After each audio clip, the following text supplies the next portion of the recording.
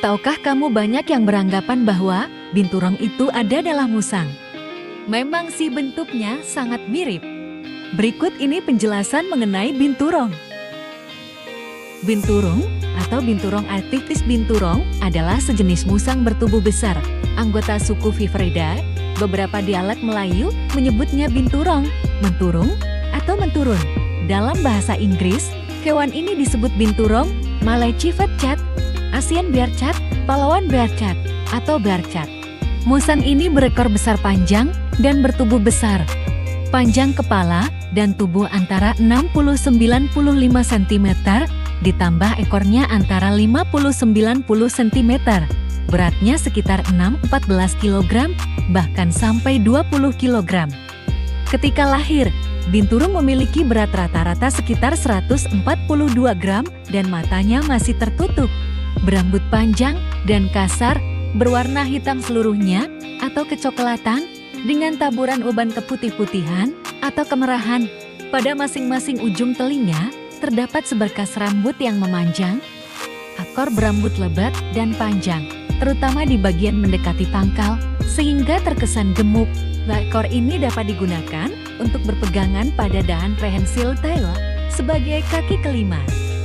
Masih sedikit penelitian yang dilakukan untuk mengetahui sistem kawin dari spesies ini. Akan tetapi sistem kawin dari binturong kemungkinan besar monogami. Binturong tidak memiliki musim kawin karena spesies ini kawin sepanjang tahun. Akan tetapi terdapat peningkatan jumlah kelahiran pada bulan Januari hingga Maret yang dapat disebabkan karena implantasi yang tertunda. Binturong betina mencapai kematangan seksual pada umur 30 bulan sementara pada binturong jantan pada umur 28 bulan. Hewan betina melahirkan 2 hingga 6 anak setelah mengandung selama kurang lebih 91 hari. Binturong yang baru lahir bersembunyi pada bulu induknya selama beberapa hari dan menyapi selama 6 hingga 8 minggu. Pejantan tidak selalu mengasuh anaknya, tetapi terkadang mereka melakukannya hingga anakan bisa mandiri, sementara induk betina akan selalu mengasuh anaknya hingga bisa mandiri, terkadang melanjutkan hidup dalam satu kelompok bersama anaknya meskipun telah mandiri. Binturong betina memiliki pseudopenis alias penis palsu, suatu organ khas yang langka ditemui. Sebagaimana umumnya musang, binturong terutama aktif di malam hari, di atas pepohonan arboreal, atau juga turun ke tanah terestrial.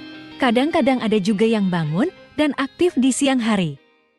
Meski termasuk bangsa carnivora, yang artinya pemakan daging atau pemangsa, makanan binturong terutama adalah buah-buahan masak di hutan, misalnya jenis-jenis ara. Hewan ini juga memakan pucuk dan daun-daun tumbuhan, telur, dan hewan-hewan kecil semisal burung dan hewan pengerat. Pandai memanjat dan melompat dari dahan ke dahan, binturong biasanya bergerak tanpa tergesa-gesa di atas pohon. Ekornya digunakan untuk keseimbangan atau kadang-kadang berpegangan, manakala sedang meraih makanannya di ujung rerantingan. Cakarnya berkuku tajam dan melengkung, memungkinkannya untuk mencengkeram pepagan dengan kuat. Kaki belakangnya dapat diputar ke belakang untuk memegang batang pohon, sehingga binturong dapat turun dengan cepat dengan kepala lebih dulu. Binturong mengeluarkan semacam bau, seperti umumnya musang, dari kelenjar di bawah pangkal ekornya. Bau ini digunakan untuk menandai wilayah kekuasaannya. Binturong jantan mengeluarkan bau yang lebih kuat dibandingkan betina. Bau yang dikeluarkan oleh spesies ini, salah satunya berasal dari senyawa 2-asetil-1-pirolin yang biasanya diproduksi pada temperatur tinggi dari reaksi Maillard dan menyebabkan bau yang dikeluarkan mirip seperti popcorn.